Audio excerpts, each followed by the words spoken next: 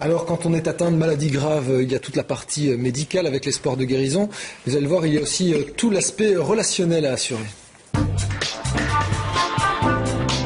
Comment, par exemple, parler de sa maladie ou de son cancer quand on est maman d'un enfant très jeune? Cette question, Nathalie a dû se la poser un jour. Oui, c'est vrai qu'un jour, un médecin lui a annoncé qu'elle avait un cancer du sein. Alors, c'est un coup dur, surtout que son fils était tout petit. Elle va nous le raconter. Alors, comment lui parler de la maladie, de la fatigue, des médicaments? Je vais vous laisser terminer parce que j'ai un chat dans la gorge.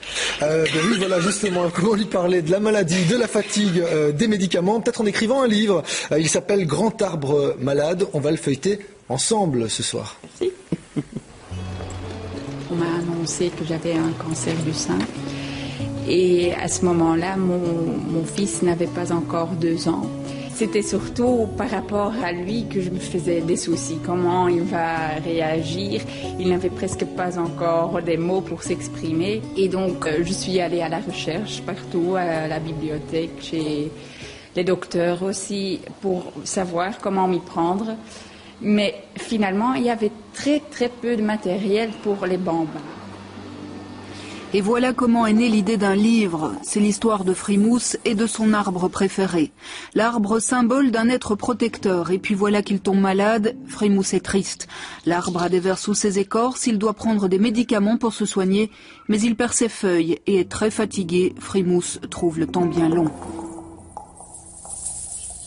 Une maladie grave a des conséquences tellement fortes sur la vie quotidienne qu'on est obligé d'impliquer les petits.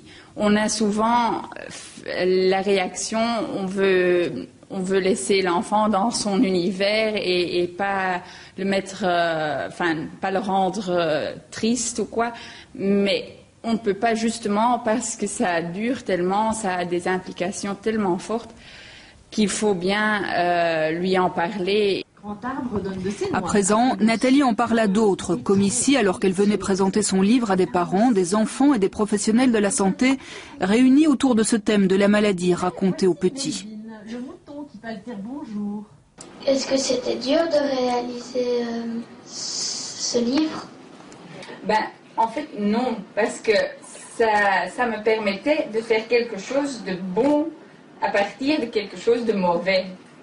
Et c'était vrai, aujourd'hui, j'en profite encore de mon expérience, maintenant que je suis ici, que je peux aider d'autres personnes qui ont peut-être besoin de ça. Aujourd'hui, entre des tas d'autres livres, il arrive encore que Nathalie et son fils Midas lisent ensemble l'histoire du grand arbre. Je me disais dans un premier temps, pourquoi ça doit m'arriver maintenant qu'il est là. Mais après quelque temps, j'étais vraiment bien contente qu'il était là. Parce qu'il donnait du rythme à mes jours et il fallait avancer aussi pour lui.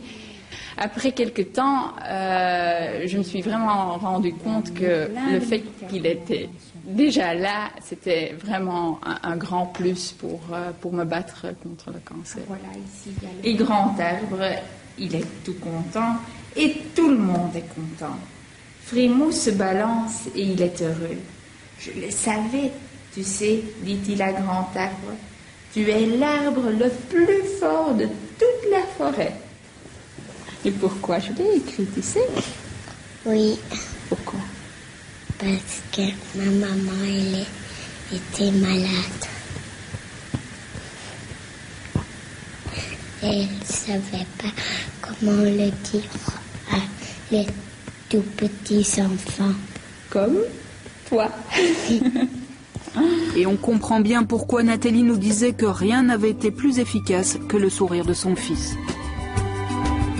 Ah, merci Anne Schiffman pour cette belle rencontre. Et puis on peut dire que l'histoire du grand arbre se finit bien, Michael. Une fin digne des plus beaux contes de fées. Nathalie et Midas se portent à merveille.